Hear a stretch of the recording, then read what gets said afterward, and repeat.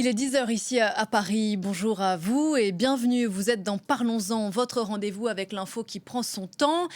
À la une de ce mercredi, l'opposition sud-africaine qui veut clore le chapitre de ce qu'elle appelle le règne de l'ANC, jour d'élection générale en Afrique du Sud, les plus disputés depuis la fin de l'apartheid il y a 30 ans. Le parti de Nelson Mandela, icône de la lutte pour la liberté, pourrait perdre la majorité absolue pour la première fois depuis 1994. Un Parlons-en spécial Afrique du Sud, donc aujourd'hui. Avec mes invités au Cap, nous attend Caroline Dumais. Bonjour Caroline, et en plateau Francis Kpatinde. Tout à l'heure, Stéphane Ballon nous rejoindra. On a beaucoup de choses à se dire, c'est Parlons-en et c'est parti.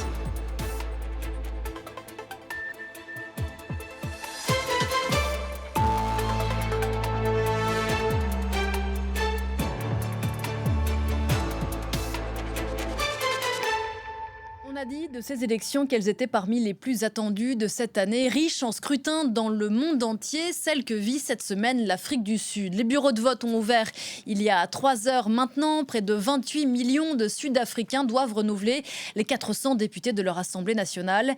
Des élections anniversaires, 30 ans après celle historique de 1994 qui avait porté Nelson Mandela au pouvoir. Des élections anniversaires extrêmement incertaines qui pourraient sonner le glas de la toute-puissance de l'ANC, le parti du héros de la lutte contre l'apartheid. Afrique du Sud, l'ANC en sursis, c'est le sujet de notre mission aujourd'hui avec au Cap Caroline Dumais, je le disais à l'instant. Rebonjour Caroline, vous êtes notre correspondante en Afrique du Sud, on va vous entendre dans un instant. Bonjour. Et en plateau, Francis Kpatinde, bonjour. Bonjour. Maître de conférence à Sciences Po Paris. Vous avez travaillé pour l'ONU en Afrique du Sud. C'était justement en 93-94, on va en parler dans un instant. Caroline, puisque ce sont des élections anniversaires, j'aimerais bien qu'on commence par le récit de vos souvenirs de ce moment historique, avril-mai 94, il y a tout juste 30 ans, qui avait installé précisément la suprématie de l'ANC sur la vie politique sud-africaine et qui ont marqué ces élections plusieurs générations. Absolument, il y a 30 ans exactement, je peux vous dire que c'était pas du tout le même pays et que cette journée électorale était magique il y a 30 ans. Alors elle était magique pourquoi ? D'abord parce que la grande majorité des gens n'avaient jamais voté, donc c'était quand même quelque chose d'extraordinaire de voir ces longues queues et cet espoir et ce fait de voter. Et je me souviens que l'archevêque Desmond Tutu avait dit « Voter pour la première fois, c'est comme embrasser une femme pour la première fois ». Et il s'était dit qu'il vivait sur un nuage ce jour-là. Donc c'était quand même assez extraordinaire, c'était vraiment magique. Et c'était aussi extraordinaire parce que finalement c'était miraculeux. Je crois qu'il faut vraiment se remettre dans le contexte de 94 avec des violences politiques qui n'ont pas cessé jusque la veille quasiment des élections. Il y a eu quand même 21 morts dans les 15 jours précédant les élections. Il y avait aussi une très forte résistance de l'extrême droite blanche qui refusait de participer au processus démocratique. On se souvient quand même qu'une dizaine de stations de vote ont été plastiquées. Il y a eu des bombes qui ont été posées et revendiquées par l'extrême droite blanche. Et il y avait aussi beaucoup de violences entre l'ANC et l'Inkatha à l'époque, le parti zoulou traditionnel de Mangosuthu Buthelezi. Et c'est au dernier moment seulement que les Zoulous se sont aussi joints au processus démocratique. Donc ça n'a vraiment rien à voir aujourd'hui. On est dans une Afrique du Sud calme, extrêmement démocratique, car on dira ce qu'on veut de l'ANC, mais ils ont quand même réussi à organiser 7 élections depuis 1994, et à chaque fois les élections se passent très bien. On est vraiment dans une solide démocratie, donc rien à voir avec les souvenirs de 1994. Avril 94, premières élections multiraciales. Francis Kpatinde, vous étiez en Afrique du Sud à ce moment-là, 86% de participation, ça fait rêver, 252 sièges pour l'ANC, premier vote, Caroline le rappelait à l'instant, pour des millions de Sud-Africains, noirs ou métis. 30 ans plus tard, que reste-t-il de cet esprit de 94 ? Il reste quand même beaucoup parce qu'il ne faut pas tout jeter. L'Afrique du Sud est une démocratie, Caroline l'a répété tout à l'heure. Les médias sont libres. Il y a une société civile à nul autre pareil sur le continent. Et il n'y a pas de comparaison avec les autres pays africains. Même sur d'autres plans que ça, il y a des élections qui se passent donc à date échue, tous les 5 ans. Aujourd'hui, il y a la 7e élection générale.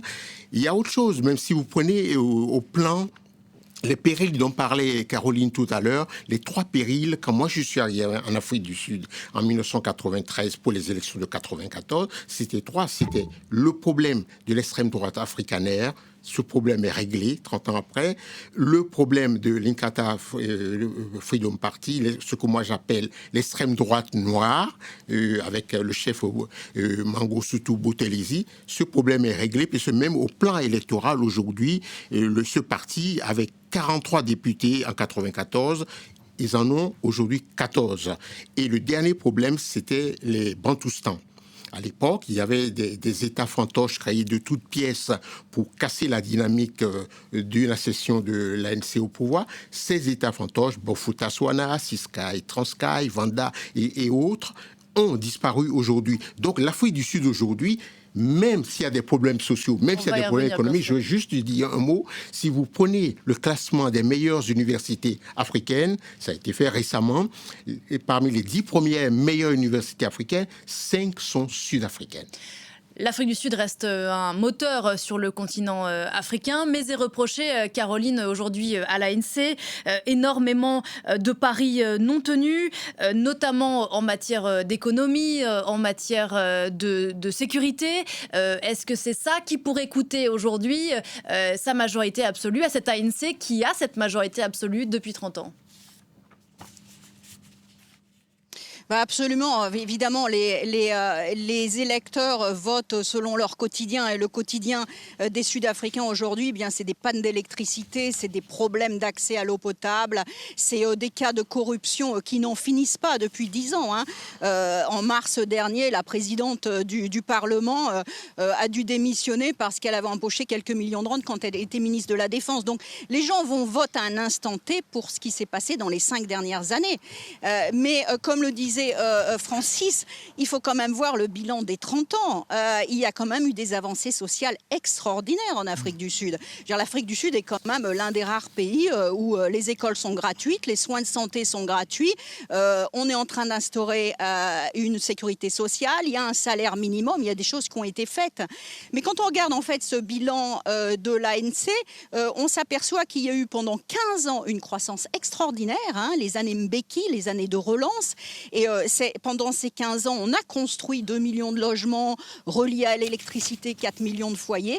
Et ensuite, on a 15 ans, en fait, où on est en chute libre, même au niveau de l'économie. C'est les années Zuma, où non seulement on a la corruption, mais on a de la mauvaise gouvernance, on a les sociétés d'État qui tombent en faillite les unes après les autres. Alors, est-ce que c'est de la faute de Zuma ? Et les analyses disent pas vraiment parce que autour de 2008-2010, il y a de toute façon une crise financière internationale et puis l'Afrique du Sud qui vit beaucoup sur les commodités, qui vit beaucoup sur les matières premières. Il y a une crise des matières premières. Donc c'est un phénomène extrêmement complexe, mais c'est vrai qu'aujourd'hui, les électeurs qu'on a rencontrés ce matin nous disaient tous: on vote pour le changement, c'est la chance du changement cette année. Et on a eu un seul parti, seul aux manettes, l'ANC, pendant 30 ans. Donc, on vote pour voir ce que les autres peuvent nous apporter. Et Cyril Ramaphosa, qui a défendu pendant cette campagne bec et ongle le bilan de son parti, eh bien, il va être évidemment sanctionné pour les 5 dernières années, pas pour les 30 dernières années. Caroline, bien sûr, vous restez avec nous. Ce changement, ça sera peut-être l'Alliance démocratique. On y reviendra dans un instant. Caroline le rappelait, Francis Kpatinde, on est sur une crise multiforme. On évoquait les affaires de corruption qui ont entaché effectivement notamment les mandats de Jacob Zuma. Le chômage, 33% de la population active, un Sud-Africain sur 3 qui est au chômage, et notamment parmi la population noire. Et ce chiffre est encore plus fort chez les jeunes. On va y revenir aussi. Déliquescence des services publics. 50% de la population sous le seuil de pauvreté. L'insécurité, je lisais ce chiffre, c'est le dernier que je vais donner, un meurtre enregistré toutes les 18 minutes dans le pays. Est-ce que cette crise multiforme est de la responsabilité de l'ANC ? D'abord, il faut... tout ce que vous avez cité est vrai.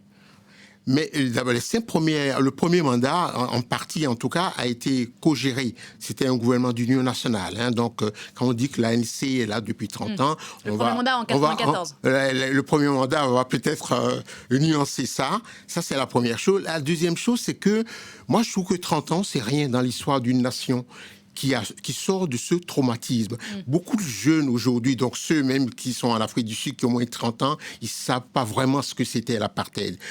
Pour les Africains d'Afrique du Sud, ceux qui ont plus de 30 ans, et même au-delà de leurs frontières, l'apartheid, c'était le mal absolu. C'est la négation la négation d'un être humain, parce qu'il est noir, vous voyez. Donc ça, c'est un traumatisme. Et sortir de là, si vous prenez, à titre d'exemple, la comparaison avec la ségrégation aux États-Unis depuis la fin de la guerre de sécession, 1861-1865, pour avoir les premières avancées, il a fallu attendre Lyndon Johnson, le successeur, celui qui était le vice-président de Kennedy, et qui, après la mort de Kennedy, a pris le rôle. C'est lui qui a fait voter les premières. Donc, il faut du temps. 30 ans dans l'histoire d'une nation comme celle-là, pour moi, ça ne me choque pas qu'on en soit là. C'est vrai qu'il y a eu les affaires de corruption, c'est vrai qu'il y a... Tout ça est vrai. L'électricité, la mauvaise gestion d'Escom, et tout ça est vrai. Il faut laisser le temps au temps, c'est ça. Il faut donner du temps au temps et laisser les choses se faire. Et moi, je ne suis même pas sûr que l'ANC perde la majorité absolue. Il est possible, mais il y aura des arrangements pour gouverner avec d'autres. On y reviendra. Il ne s'agit pas, bien sûr, ici de jouer la boule de cristal, mais disons qu'on essaie d'expliquer ce qui pourrait, le contexte dans lequel se déroulent ces élections. Est-ce que, Caroline, par rapport à ce que Francis vient de dire, c'est le sentiment qu'on a en Afrique du Sud? Est-ce qu'on se dit que 30 ans, finalement, c'est pas tant que ça? Ben oui, absolument. 30 ans, c'est une génération. Les jeunes qui ont eu accès à l'université, aux écoles multiraciales, etc., sortent tout juste des bancs de l'université. On n'a même pas encore formé les premières vraies générations d'ingénieurs ou de docteurs. Donc 30 ans, c'est rien du tout. Je suis tout à fait d'accord avec Francis. Et on ne peut pas jeter aussi la pierre à l'ANC dans un contexte économique global où les écarts entre les riches et les pauvres, de toute façon, se sont accrus. Il n'y a pas qu'en Afrique du Sud que les écarts entre les riches et les pauvres se sont accrus. Mais bon, il est bon quand même d'avoir une balance des pouvoirs. Donc, ce que les Sud-Africains aujourd'hui espèrent, c'est pas nécessairement un changement radical, parce qu'ils savent au moins à quoi s'attendre avec l'ANC. Et puis, si l'ANC même fait entre 40 et 50% des voix, ça veut quand même qu'un Sud-Africain sur deux va voter ANC. C'est pas rien. C'est quand même une sacrée assise dans le pays. Mais les Sud-Africains veulent en fait, je pense, qu'il y ait d'autres, une sorte de garde-fou, quoi. Garde-fou pour la corruption, garde-fou pour la politique économique, garde-fou pour ce régime qui reste quand même la nation la plus industrialisée d'Afrique et qui a besoin de remonter la pente de façon urgente. Alors, je voudrais qu'on revienne sur ces jeunes dont on parlait tout à l'heure, ce qu'on appelle les born free, les nés libres, qui n'ont pas connu l'apartheid, qui ont moins de 30 ans. Je crois que c'est un Sud-Africain sur 3. Un tiers de l'électorat, en tout cas, qui n'ont pas de lien affectif, j'allais dire, avec l'ANC, qui n'ont pas vécu dans leur chair, dans leur vie, dans leur quotidien, ce régime ségrégationniste. Caroline, vous les avez rencontrés, ces jeunes Sud-Africains. À quoi rêvent-ils? C'est la question que vous leur avez posée. On va regarder votre reportage et on en parle juste après. Séance d'éducation civique au lycée de Forest Heights. Les agents de la commission électorale expliquent les règles du scrutin et encouragent les jeunes à voter. Si vous ne votez pas, vous ne pourrez pas vous plaindre. Sur les 35 adultes de cette classe, seulement 2 se sont inscrits sur les listes électorales. Ils se disent déçus par la démocratie. Aucun parti n'est composé d'anges. Il y a toujours des gens qui sont là pour leur intérêt personnel. On est découragé par les promesses vides et les faux espoirs.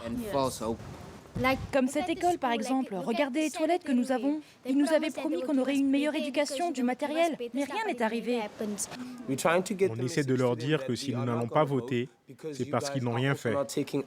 Dans les universités sud-africaines, le débat aussi fait rage. Parmi ceux que l'on appelle les born free, ceux qui sont nés libres, c'est-à-dire après 1994. Toutes les études montrent que ce n'est pas de l'apathie, mais un manque de confiance dans le système de gouvernance. Si vous regardez d'autres formes d'activisme, d'autres plateformes où les jeunes sont actifs, on voit bien que ce n'est pas parce qu'ils ne veulent pas s'impliquer. Ils expriment juste cette frustration devant les options qui leur sont présentées.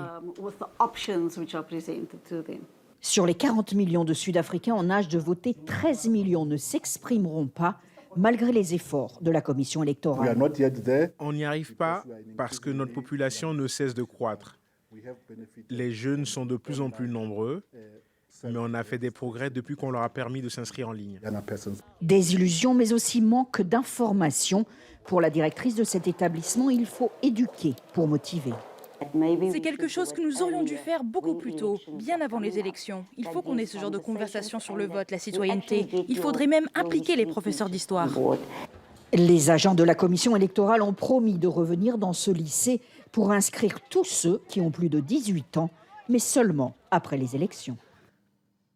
Caroline, on a vu à l'instant ce reportage que vous avez tourné avec Stéphane Carstens. En ce sens, les jeunes sud-africains ressemblent à beaucoup d'autres jeunes sur toute la planète. Pas nécessairement d'apathie citoyenne, mais un manque de confiance, une envie de changer les choses peut-être autrement qu'en allant glisser tout à l'heure un bulletin de vote dans l'urne. Absolument, en fait, c'est exactement le même phénomène qu'on a en Europe. Hein. Et quand on parle de jeunes, les plus apathiques, entre guillemets, c'est les 18-20 ans. En 2021, quand même, il y avait 90% des 18-20 ans qui n'étaient pas inscrits sur les listes électorales, hein, selon des études de la Fondation Konrad Adenauer. Cette année, on n'a pas vraiment eu de chiffres précis. On sait que les choses se sont améliorées, mais effectivement, ils se désintéressent de la politique, mais de la politique politicienne finalement, hein, parce qu'ils sont sur toutes les plateformes possibles et imaginables quand il s'agit de se battre pour la Palestine. Hein. Donc c'est pas de l'apathie, hein, c'est vraiment une forme en fait. Il y a un des jeunes qui m'a même répondu, mais vous savez, ils se méprennent, nos autorités se méprennent. Si nous, on ne vote pas, c'est parce qu'on n'est pas content de ce qui se passe, on n'est pas content des choix qu'on a fait. C'est pas parce qu'on ne veut pas voter, c'est pas parce qu'on est complètement apathique. Donc, c'est un phénomène normal. Je crois que ce qu'il faut aussi bien voir, c'est que l'Afrique du Sud a beaucoup changé. Hein. En 1994, il y avait seulement 42 millions d'habitants. Aujourd'hui, on a 62 millions d'habitants. Donc, on n'est pas dans le même pays, on n'a pas les mêmes équilibres socio-économiques. On vit une période complètement différente de celle de 1994. Justement, Francis Patinde, on disait que l'apartheid était derrière cette jeune génération qui ne l'a pas connue. Mais quand même, bien sûr, cette histoire a imprégné l'organisation de la société sud-africaine et les inégalités d'aujourd'hui, qui sont une réalité, elles sont héritées de la politique raciste d'hier, et les jeunes en sont aussi les victimes. Oui. Vous savez, c'est pas parce que vous n'avez pas connu le racisme, la ségrégation, que vous ne vivez pas ça. Vous savez, vous êtes comptable, vous l'avez dans l'ADN, vous avez des parents. Donc en fait, et puis il y a des symboles dans la société qui vous rappellent quelque chose, même si vous êtes né après, vous voyez, et vous êtes comptable quelque part de cela. Et c'est vrai que cette jeunesse, comme les jeunesses de beaucoup de pays, ne vote pas ou s'intéresse pas à la politique. Ça, c'est de la responsabilité quand même de la classe politique. Vous savez, les histoires de corruption, les histoires de... Bon, s'il n'y a pas d'avancée, ces jeunes ne sont pas tentés à s'impliquer en politique. Il y a peut-être une petite réforme, je parle sous le contrôle de Caroline, qui est intervenue le 17 avril dernier. C'est-à-dire, vous savez, pour voter en Afrique du Sud, on vote pour les partis. Et avant, les électeurs avaient, jusque-là, ils avaient 2 bulletins de vote en entrant dans le... Maintenant, ils auront 3. Pourquoi ? Parce qu'une partie de l'élection est ouverte aux gens qui ne sont pas membres des partis politiques. Donc, on aura peut-être des visages nouveaux, on aura des gens qui ne sont pas affiliés à l'ANC ou à l'Alliance démocratique. Ou aux autres. Donc, ce sera des gens nouveaux, les gens de la société civile, par exemple. Il y a 200 des 400 sièges qui sont ouverts à ce type de candidat cumulativement avec les politiques. Donc ça pourrait peut-être... Ça peut-être renouveler un peu la Chambre, on ne sait pas, mais c'est une première, ça se passe aujourd'hui. On a découvert des images du président Ramaphosa qui votait. Il a 71 ans, Caroline Dumais, le président sortant, qui voudrait un second mandat. Je rappelle qu'aujourd'hui, les Sud-Africains, voilà, on le voit sur ces images, élisent leurs élus qui eux-mêmes ensuite vont élire le président en fonction de rapports de force à l'Assemblée. Vous me corrigez si je me trompe. Vous avez dit on disait tout à l'heure qu'il avait bien sûr vanté son bilan pour tenter que son parti soit reconduit, mais c'est aussi un président qui rappelle régulièrement l'histoire de son pays, l'histoire douloureuse de son pays. Est-ce que ça, Caroline, c'est un discours qui appartient au passé d'une certaine façon et qui ne résonne plus tant que ça aujourd'hui ? Non, je crois pas. Je crois que la légitimité historique de l'ANC est encore très vivace et doit être répétée aux jeunes générations parce que, comme le disait Francis, c'est vrai qu'ils peuvent vivre le racisme au quotidien, mais ils n'ont pas vraiment d'idée de ce qui s'est passé. D'ailleurs, dans les écoles, je voulais aussi le rappeler par rapport à mon reportage, il n'y a plus de professeurs d'histoire. Comme il y a un problème de professeurs, on met les professeurs de mathématiques d'abord et il y a très peu de professeurs d'histoire. Donc, je pense que les Sud-Africains voient d'un très bon œil qui rappellent constamment ce qui s'est passé. Vous savez, Cyril Ramaphosa, c'est quand même pas n'importe qui. C'est un ancien syndicaliste qui, depuis les émeutes de Soweto, s'est engagé pour son pays. Il a 71 ans. Il aurait dû être le dauphin de Nelson Mandela. Finalement, c'est Thabo Mbeki qui a succédé parce que lui s'est engagé dans les affaires, mais c'est quelqu'un qui était au cœur de la CODESA, il a écrit la constitution sud-africaine, donc il est extrêmement respecté. Alors aujourd'hui, bien sûr, il va payer, entre guillemets, pour tous les problèmes de son parti. Il avait été élu sur un ticket anticorruption et il n'a pas vraiment réussi finalement à enrayer le cancer qui touche la classe politique sud-africaine. Et il est possible qu'il ne reste pas, ça dépendra vraiment du comité national exécutif de l'ANC, et puis ça dépendra surtout du score qu'il fera. Je crois que si l'ANC tombe en dessous des 40%, on voit mal Cyril Ramaphosa rester, mais si l'ANC fait autour de 46, 47, 48, 49%, pourquoi pas, Cyril Ramaphosa pourrait rester. De toute façon, c'est pas Cyril Ramaphosa qui va décider, mais c'est l'ANC, c'est un parti très structuré qui va décider qui va être le futur leader du parti au pouvoir, enfin du parti qui a le plus de voix. Cyril Ramaphosa qui est en train de s'exprimer en direct et qui vient de dire qu'il n'a aucun doute et qui affiche sa confiance que les Sud-Africains vont plébisciter l'ANC. Pour revenir sur ce qu'on disait tout à l'heure, Caroline, sur le fait que les années de ségrégation raciale ont imprégné profondément le fonctionnement, la structure de la société sud-africaine. Est-ce que ces 30 dernières années, qui sont à la fois peu et beaucoup, ont permis de balayer ça, ou aujourd'hui au quotidien, la population noire sud-africaine, qui représente 80% de cette Afrique du Sud, accède, comme elle le devrait, naturellement aux postes de pouvoir, de responsabilité, etc. Il y a eu beaucoup de progrès, il y a eu beaucoup de changements. On ne peut pas comparer les deux Afriques du Sud. Il y a eu des mesures de discrimination positives qui ont permis à la majorité noire d'accéder, noire ou d'ailleurs non blanche, c'est-à-dire métisse, indienne, d'accéder à des postes dans l'économie. Vous savez, c'est les fameuses, toutes les mesures qui concernent le Black Economic Empowerment. Et les sociétés ont complètement changé le profil en fait de leur société. Il y a des mesures aussi de discrimination positive dans les écoles, dans les universités. Donc les choses ont énormément changé. Et maintenant, c'est plus tellement un problème de race en fait. Si on en croit les analystes et si on en croit d'ailleurs tous les Sud-Africains, les mesures de redressement doivent continuer pour rattraper les inégalités du passé, mais il ne faut plus qu'elles se basent sur la couleur de la peau. C'est vraiment le sentiment général. Il faut qu'elles se basent sur les ressources, parce qu'on a quand même un Sud-Africain sur 2 qui vit sous le seuil de pauvreté. Et pour ces gens qui sont très pauvres, eux n'ont pas accès aux écoles, n'ont pas culturellement accès à tous les avantages qu'on pourrait leur donner. Donc il y a toujours un clivage, et c'est vrai que le clivage a l'air racial, mais il est finalement plus social que racial. Et pour beaucoup de Sud-Africains, il faut continuer à redresser les inégalités, mais il faut arrêter de baser les mesures de redressement sur la couleur de la peau. Francis Batingmé a des inégalités qui sont plus sociales que raciales aujourd'hui. Ouais, absolument, je confirme ce que Caroline dit, parce que depuis, moi, je suis allé plusieurs fois en Afrique du Sud. Vous avez vu ce pays changer? Le changement, le pays a beaucoup changé.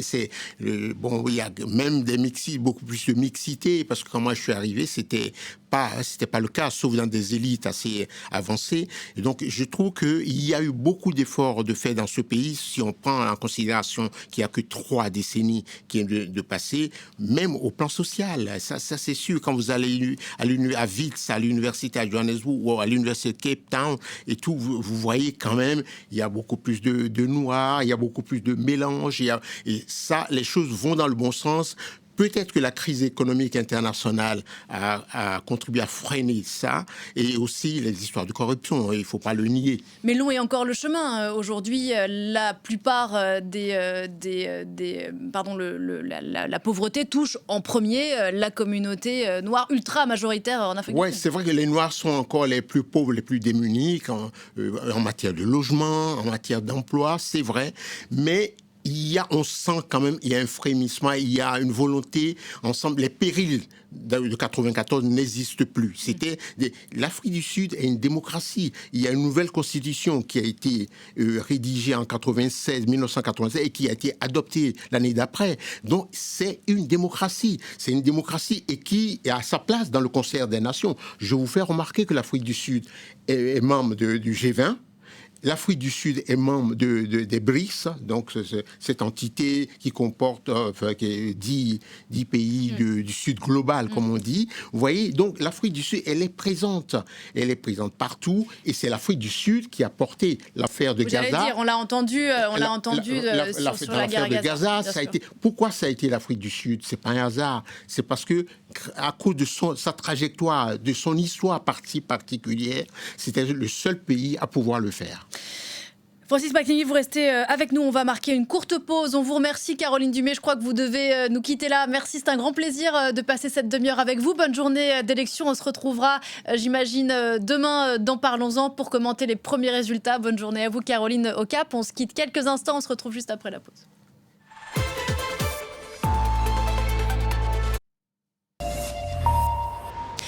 Il est 10h30 ici à Paris. Vous êtes dans la deuxième partie de Parlons-en, consacrée aujourd'hui à ces élections générales en Afrique du Sud, les plus incertaines, dit-on, depuis 1994, les élections historiques, l'élection historique de Nelson Mandela, la fin de l'apartheid. On en parlait à l'instant avec Caroline Dumay-Okap. Francis Batingmé, vous êtes toujours avec nous sur ce plateau. Merci encore de participer à cette discussion, maître de conférence à Sciences Po Paris. Vous connaissez extrêmement bien l'Afrique du Sud. Vous y avez travaillé, vous y retournez régulièrement. Juste avant la pause, on parlait des restes de l'apartheid dans le fonctionnement, la structure de la société sud-africaine et à quel point ça imprègne aussi le quotidien. Et ça reste une réalité. Et de ce débat qu'il y a eu pendant la campagne électorale sur les mesures de discrimination positive qui ont permis à la société sud-africaine d'avancer, une meilleure inclusion de cette communauté noire qui reste ultra majoritaire en Afrique du Sud et qui a été victime d'une politique raciste pendant des dizaines d'années. Est-ce qu'il faut poursuivre ou non ces mesures? Ça a fait partie des discussions lors de la campagne. On va regarder le grand format que Caroline Dumay, avec qui on était tout à l'heure, y a consacré, et on en reparle juste après. Situé au cœur du Cap, ce garage est l'exemple parfait d'une affaire qui marche. Il emploie depuis 4 ans une dizaine de personnes. Et le couple qui le dirige vient même d'ouvrir une autre franchise. Ils avaient toujours rêvé d'avoir leur propre entreprise, alors quand les lois en Afrique du Sud ont changé au profit des milieux défavorisés, ils se sont lancés. Je me suis dit, du moment que je crée correctement cette entreprise, moi je suis une femme et noire, je devrais avoir du travail avant n'importe qui, même avant les hommes. Oui, c'est la principale raison qui nous a motivés pour lancer cette entreprise. La loi BBBEE. Le BBBEE est l'acronyme d'un arsenal législatif mis en place en 2003 et actualisé 10 ans plus tard, qui avantage tous les entrepreneurs non blancs. Joy a coché toutes les cases nécessaires pour avoir un accès privilégié au financement et aux appels d'offres. Elle est en retour contrainte d'embaucher et de former des ouvriers noirs, métis ou indiens pour garder son appellation et ses avantages. Son mari reconnaît qu'il a su saisir l'opportunité, mais confie que les choses ne sont pas si faciles. Eh bien, c'est dur quand même dans le contexte économique sud-africain. C'est pas facile. Et j'ai le sentiment que beaucoup comme nous pourraient le faire, voudraient le faire et le feraient s'ils avaient un accès plus facile. Pour devenir chef d'entreprise, il faut être formé. Les critères d'entrée dans les universités ont aussi radicalement changé. Les admissions se font désormais selon de savants calculs entre résultats académiques et quotas ratio. Ceux qui quittent les bancs de l'université sont encore souvent les premiers dans leur famille à avoir un diplôme. Ils s'identifient encore au rêve de Nelson Mandela, celui d'une nation bien éduquée. Oui, je pense qu'on a conservé l'idée que grâce à l'éducation, on peut faire l'impossible. On utilise l'éducation pour s'émanciper et il aurait été content de voir ça.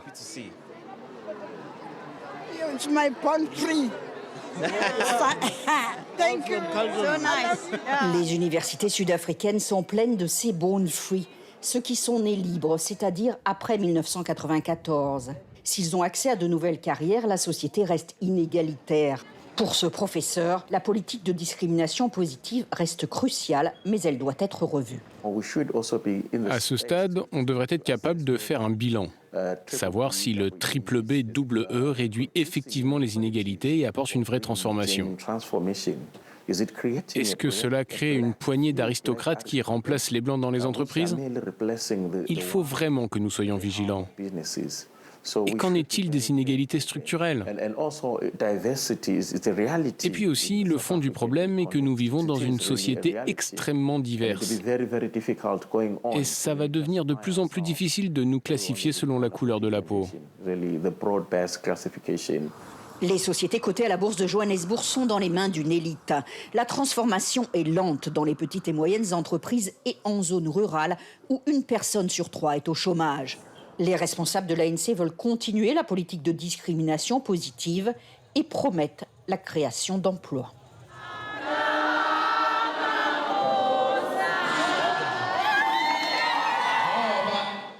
Le président Cyril Ramaphosa est l'exemple type de l'heureux élu devenu millionnaire grâce à ses investissements dans le secteur minier. Mais pour sa campagne électorale, il connaît ses priorités. Vers quoi emmène-t-on l'Afrique du Sud? On emmène le pays vers un futur où il y aura davantage d'emplois.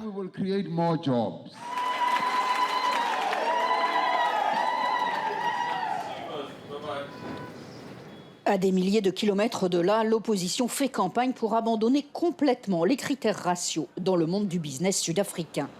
Le gouverneur de la province l'a inscrit dans son programme. Il assure qu'il faut continuer les mesures de redressement économique, mais propose de les baser sur les ressources, pas sur la couleur de la peau. Il va falloir aussi qu'on se donne une date limite. Ça fait maintenant 30 ans et on n'a pas encore apporté de changement. Et ça ne marche pas parce que si ça marchait, on verrait un changement majeur. Là, ça fonctionne pour une petite poignée, pas pour la majorité. En 30 ans, cette politique a permis de créer une solide classe moyenne qui représente près de 30% de la population. Cette catégorie sociale n'existait pas sous l'apartheid. Elle participe à la société de consommation, éduque ses enfants dans les meilleures écoles. Jamais Joy n'avait pensé que son fils jouerait un jour au water polo, un sport auquel elle n'avait pas accès. Luc veut être avocat, il sait qu'il est privilégié. Le triple B double E doit continuer pendant au moins les 20 prochaines années. Parce que cette politique donne une chance à ceux qui n'ont jamais eu d'opportunité parce qu'ils n'étaient pas privilégiés. Et elle permet à ceux qui savent la saisir de devenir indépendants. La politique de discrimination positive a ses défauts, mais reste encore le principal vecteur de mobilité sociale. Pour la majorité des Sud-Africains, la route vers la prospérité est encore longue. Voilà, retour sur le plateau de Parlons-en après ce grand format signé Caroline Dumais, notre correspondante en Afrique du Sud.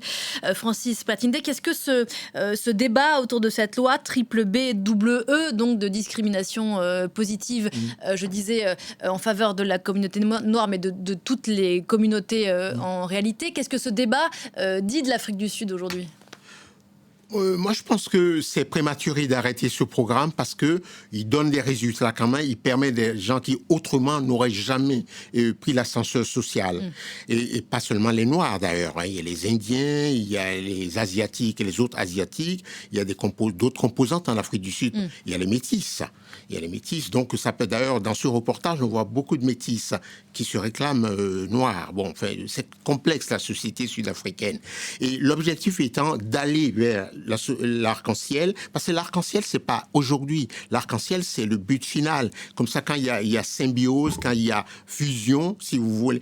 Mais il se construit l'arc-en-ciel, c'est ça que dit cette loi. Voilà, c'est ça. On ne peut pas y arriver sans On ne peut pas aller sans... Cette discrimination positive permet de remettre le compteur à l'heure, de mettre tout le monde à niveau.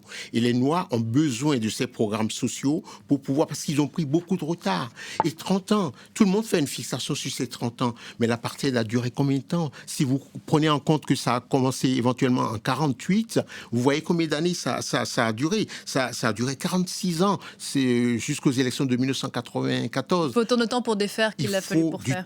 Il faut donner du temps au temps, permettre aux Noirs de faire beaucoup d'études, comme vous le soulignez tout à l'heure. Il faut beaucoup plus de gens qui fassent des études. Et puis voilà, ça va aller. Moi, je suis très optimiste pour ce pays. Vous savez pourquoi? C'est un beau pays. C'est un pays qui est riche. Et qui est riche pas seulement de ses richesses, mais également de ses populations. On a vu dans le reportage à l'instant le candidat de l'Alliance démocratique, qui donc était plutôt défavorable à la poursuite de cette politique de discrimination positive. Qu'est-ce que c'est que cette Alliance démocratique? On va peut-être voir son patron, il s'appelle John Steenhuisen. Oui. On dit que c'est un parti politique qui est très efficace localement, c'est ça? C'est un parti qui a été créé en l'an 2000. Oui, donc c'est de création plutôt récente par rapport aux autres. Et c'est un parti de libéraux blancs et tout, et de quelques personnes qui sont reconverties de l'ancien parti de l'apartheid. Voilà. Et c'est le parti national. C'est le parti, voilà, du parti national qui est devenu un temps un nouveau parti national et qui a disparu aujourd'hui de l'Assemblée nationale. Alors ce parti a fait de grands bonds depuis sa création à l'Assemblée nationale. Mais contrairement à ce qui se dit, ce parti n'est pas en progression. Ce parti, entre les deux dernières élections, a perdu 5 sièges. Entre l'élection de 2014 et les dernières de 2019, ce parti est plutôt en régression, comme l'ANC. Donc, ce n'est pas un parti qui progresse. Alors, le problème de ce parti, c'est un parti blanc. On est dans un pays où tout se décline encore, même si ça va en disparaissant. Tout se décline en noir et blanc. Qui a été d'ailleurs dans le feu des critiques pour une affaire autour de son ancien patron. Oui, parce que pour une fois, ils ont voulu tenter de mettre un patron blanc à la tête noir à la tête du parti, et Maman, et lui, bon, on lui a fait porter le chapeau de l'échec de 2019. Donc, il a été éliminé. Et maintenant, c'est les Blancs qui ont repris le contrôle de ce parti, qui est considéré, perçu par beaucoup de Noirs, avec beaucoup de suspicion, beaucoup de réserve, parce qu'ils se disent, depuis qu'ils ont viré beaucoup de cadres noirs, c'est redevenu un parti blanc. Est-ce que, à l'instant, là, son patron qu'on voit derrière vous disait qu'il n'y aurait pas de majorité absolue pour l'ANC au Parlement? Est-ce qu'il est envisageable que ce parti fasse une coalition avec l'ANC? Moi, je ne vois pas une coalition ANC avec l'Alliance démocratique, je vois plutôt une coalition éventuellement avec des gens de Jacob Zuma. Vous savez que Jacob Zuma lui-même ne peut pas briller un fauteuil à l'Assemblée. Le MK. Le MK, donc, est un parti, c'est des gens qui sont qui sont proches, qui ont fait défection de l'ANC pour créer ce parti à dominante zoulou quand même, il faut le dire, parce que MK va faire du mal à l'ANC dans 2 régions. Le Gauteng, donc le Gauteng où il y a Johannesburg, et dans la région qu'on appelle le KwaZulu-Natal. Dans ces 2 régions, c'est ceux qui vont faire de bons scores. Donc il y a peut-être une possibilité pour l'ANC, en cas de majorité relative, de tisser des liens avec ceux-là, ou éventuellement une petite frange du parti de Julius Malema. En tout cas, Cyril Ramaphosa n'est pas certain d'être reconduit pour un nouveau mandat. S'il a, comme disait Caroline tout à l'heure, entre 44 et 50%, il peut être reconduit. S'il fait moins de 40%, ça va être difficile de le reconduire parce qu'on va lui faire porter le chapeau. Quel que soit le futur dirigeant de l'Afrique du Sud, quelle est selon vous l'urgence là, dans les mois qui viennent ? Mais c'est de poursuivre les efforts pour créer des emplois, pour la politique de tourisme, l'ouverture du pays sur le reste du monde, les aspects sociaux, les hôpitaux, les écoles de qualité, l'électricité, le faire en sorte... C'est vrai qu'il y a des réformes en ce moment, qu'il y a de l'électricité, comme par enchantement, à la veille des élections, à l'approche des élections. Ça remarche. C'est vrai, mais il y a ça, et puis surtout s'attaquer de front au problème de la corruption. Mais ça, qui n'est pas l'apanage de l'ANC c'est pas l'apanage de l'ANC, mais c'est pas l'apanage de l'Afrique du Sud seul. Vous savez, dans tous les pays du monde, il y a la corruption, même les pays les plus développés, les pays européens et américains. Bien sûr. Vous savez, il y a un ancien président américain qui cumule les affaires en justice en ce moment. Ouais. Voilà, gros boulot pour le futur président sud-africain et cette assemblée. Merci infiniment. Merci, c'est moi. Francis Pactine d'être venu ce matin sur ce plateau, maître de conférence à Sciences Po Paris. Et cette journée de vote en Afrique du Sud, élection générale, on le rappelle, les Sud-Africains vont élire des députés qui éliront ensuite, en fonction du rapport de force à l'Assemblée, leur président, soit le successeur de Cyril Ramaphosa, soit rééliront ce président de 71 ans, patron de l'ANC. Voilà ce que l'on pouvait dire à cette heure sur ces élections. On se quitte quelques instants pour mieux se retrouver pour un nouveau point sur l'actu. Ce sera le journal de 11h. À tout à l'heure.